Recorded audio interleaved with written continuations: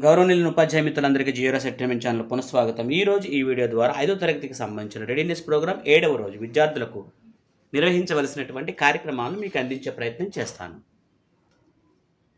ముందుగా తెలుగుకి సంబంధించి ఒత్తుల పరిచయం.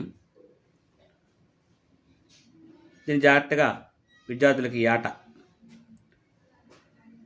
ఈ కృత్యాన్ని విద్యార్థులకు చేయిస్తారు. జాగ్రత్తగా చేయండి విద్యార్థులు. పిల్లలు, ఇక్కడ ఈ కృత్యం చాలా తమాషా అయింది. అలాగే దీంట్లో మనకు చాలా సమాచారం కూడా ఉంది. ఒకసారి జాగ్రత్తగా మీరు అర్థం చేసుకోండి. ఇక్కడ అక్షర రూపం గల ఒత్తులకు ఎరుపు అంటే ఖచ్చితంగా కింద అదే అక్షరం ఎలాగైతే ఉంటుందో అలా వచ్చేస్తుందన్నమాట. ఉదాహరణకి ఇక్కడ చూడండి, గజ్జెలులో జా ఒత్తు యాజిటీస్గా వచ్చేసింది. దండంలో నా కూడా అలాగే వచ్చేసింది. అలాగే ఇక్కడ గుర్రంలో రా, బండిరా అంటారు కదా మీరు, మనం ఆ బండిరా కూడా అలాగే వచ్చేసింది. ఇక్కడ ఇటువంటి అన్నిటిని కూడా రెడ్ కలర్ దాంతో సున్న చుట్టమంటున్నాడు. ఇలాగా నేను చుట్టలేదు కాబట్టి మీకు ఇక్కడ ఆర్ అని పెట్టాను. జాగ్రత్తగా చూసుకోండి. ఆర్ అని ఉన్నాయన్నీ కూడా రెడ్ దాంతో సున్న చుట్టాలన్నమాట. తర్వాత రెండోది ఏంటంటే పీ ఫర్ పింక్, గులాబీ రంగు అనమాట. ఇక్కడ చూడండి, తలకట్టు తీసేసి వచ్చినాయి ఇవన్నీ కూడా. పావుతుంది, తలకట్టు తీసేసి వచ్చింది. గావొత్తుంది, దీనికి తలకట్లేదు. అలాగే గవ్వలలో వాకి తలకట్లేదు. అలాగే చెట్టులో టాకి ఇదిగోండి తలకట్లేదు. ఇవన్నీ కూడా బిడ్డలులో పుచ్చకాయ ఇట్లన్నింటిలో కూడా తలకట్లేదు అనమాట. ఇప్పుడు దీనికి మీరు ఏం చేయాలంటే పి అనున్నట్లు కూడా గులాబీ రంగు పింక్ కలర్ తోటి రౌండప్ చేయాలి. ఇక ఆకుపచ్చ అనేది పూర్తిగా అక్షరం వేరుంటుంది, ఒత్తు వేరుంటుంది అనమాట. ఉదాహరణ చూడండి, అత్త, ఇది తావత్తు అసలు పూర్తిగా మారిపోయింది చూడండి ఇక్కడ. అలాగే పిల్లల్లో లావత్తు, ఇది కానీ లావత్తు పూర్తిగా మారిపోయింది. సో ఇవి ప్రధానమైనటువంటి అక్షరాలు ఒత్తులుగా మారే సందర్భం కాబట్టి మీకు ఇంత ఎక్స్ప్లెయిన్ చేయడం జరిగింది. వీటిని మీరు మర్చిపోవద్దు. అలాగే మీరు సొంతంగా ప్రాక్టీస్ చేసి చేయండి, లేదంటే దీన్ని వాడుకోండి. ఇక్కడ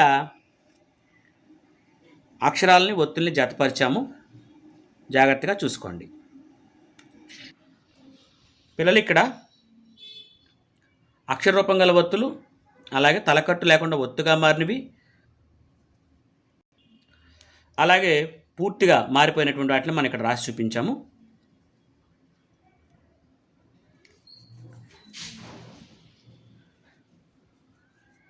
ఇక్కడ మనకి కొన్ని ఒత్తులు తీసేసి పదాలను ఇచ్చారు, వాక్యాలను ఇచ్చారు. వాటిని సరిచేసి రాసామన్నమాట. ఇవి మ్యాచింగు. ఇక అలాగే మీ టీచర్ గారు ఒక 10 పదాలు డిక్టేషన్ పెడతారు, జాగ్రత్తగా రాయండి. పిల్లలు, ఇంగ్లీష్ పాఠంకి సంబంధించి డే 7న food we eat, healthy food versus junk food ఇచ్చారు. ఇక్కడ రైమ్ ఇచ్చారు, నేను పాడతాను, తర్వాత వెనకాల మీరు ట్రై చేయండి. I eat fruits all day long, they make my body big and strong, junk food smells nice, yes that's true, but healthy food is better for you. Very good children, చాలా బాగా పాడారు. ఇప్పుడు ఈ కింద ఇక్కడ చూడండి ప్రశ్నలు ఇచ్చారు మనకి. Which healthy food do you like? నాకైతే ఫ్రూట్స్ ఇష్టం కంటే ఫ్రూట్ రాశాను. మీరు మిల్క్ అయితే మిల్క్ రాసుకోవచ్చు, వెజిటబుల్స్ అయితే వెజిటబుల్. పిల్లలు, అలాగే రెండో ప్రశ్న చూడండి. Which junk food do you eat some times? మనం తినేటువంటి జంక్ ఫుడ్ ఎక్కువగా ఐస్ క్రీమ్ తింటాం, అలాగే ఫ్రైడ్ రైస్లు కూడా కొంచెం ఎక్కువ తింటాం, బిర్యానీలు కూడా తింటుంటాం. Why should we not eat too much junk food? Too మచ్గా జంక్ ఫుడ్ని ఎందుకు తినకూడదు? ఎందుకంటే బికాస్ ఇట్ స్పాయిల్స్ హెల్త్, అది ఆరోగ్యాన్ని పాడు చేస్తుంది. ఇక కింద ఇవ్వబడిన వాటిలో మీరు ఇక్కడ ఇవ్వబడింది జంక్ ఫుడ్ అయితే జే, హెల్తీ ఫుడ్ అయితే హెచ్ అని రాయాలి. సో ఈ రకంగా మీరు మార్పులు చేసుకోండి, ఈ రకంగా రాసుకోండి మీరు. పిల్లలు, ఇక్కడ మ్యాచింగ్ ఫుడ్, దాని యొక్క బెనిఫిట్. అలాగే ఇక్కడ fill in the missing letters. ఇక్కడ మీకు మార్నింగ్ ఏం తింటారు, ఇడ్లీ తినొచ్చు, దోశ తినొచ్చు, మీకు నచ్చిన పేరు మీరు రాసుకోండి. For lunch we like to eat, ఎక్కువగా రైస్ అండ్ కర్రీ తింటాం కాబట్టి అది రాశాను నేను. మీరు ఇంకేమైనా డిఫరెంట్ తింటే రాసుకోండి. As a snake I like to eat, మీకు మీ నచ్చింది ఉంటుంది కాబట్టి దాని పేరు రాసుకోండి. మీరు స్నాక్ ఏం తింటారు. ఇక్కడ మీ ఫుడ్ చాయిసెస్ ఇచ్చారు. ఐ లైక్ టు ఈట్, మీకు నచ్చిన ఫుడ్ పేరు ఇక్కడ రాసుకోండి, మీరు ఏ ఇష్టంగా తింటారు అది. I eat healthy food because, మేము హెల్తీ ఫుడ్ తింటాం ఎందుకంటే it makes my body strong and healthy. I eat junk food because it is tasty, ఎక్కువగా జంక్ ఫుడ్ ఎందుకు తినేస్తాం, టేస్టీగా ఉంటుంది కాబట్టి తినేస్తాం. ఐ వాంట్ టు బికమ్ హెల్తీయా అన్హెల్తీయా, హెల్తీ కావాలని కాబట్టి హెల్తీ అని రాసాం. దీంతో మనకి ఇంగ్లీష్ పూర్తయింది. ఇప్పుడు మ్యాథ్స్ చూద్దాం. పిల్లలు, మ్యాథ్స్కి సంబంధించి డివిజన్ మనం ఈరోజు చేయాలి, డివిజన్ నేర్చుకుంటున్నాం. దీంట్లో డివిజన్ ఎలా చేయాలో చూడండి.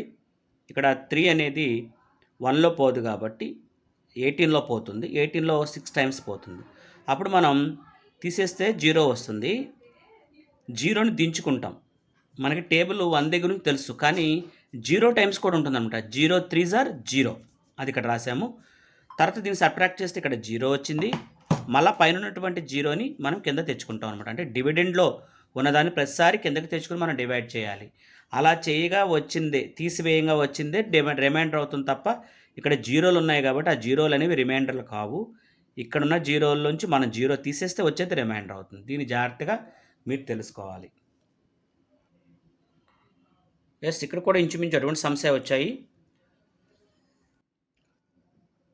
సో ఈ సందర్భంలో మీ టీచర్ గారు చక్కగా మీకు ఎక్స్ప్లెయిన్ చేస్తారు, జాగ్రత్తగా వినండి. ఎందుకంటే ఇలా 0లు మధ్యలో 0లు వచ్చినప్పుడు, అలాగే ఇక్కడ ఎండింగ్లో 0లు వచ్చినప్పుడు మనం 0ని మిస్ చేస్తూ ఉంటాము. ఇక్కడ వచ్చే కోషెంట్లో దాన్ని మీరు జాగ్రత్తగా, మీ టీచర్ గారు చక్కగా ఎక్స్ప్లెయిన్ చేస్తారు, జాగ్రత్తగా విని ఈ ప్రాసెస్ని మీరు జాగ్రత్తగా నేర్చుకోండి. అలాగే పిల్లలు చూడండి, ఇక్కడ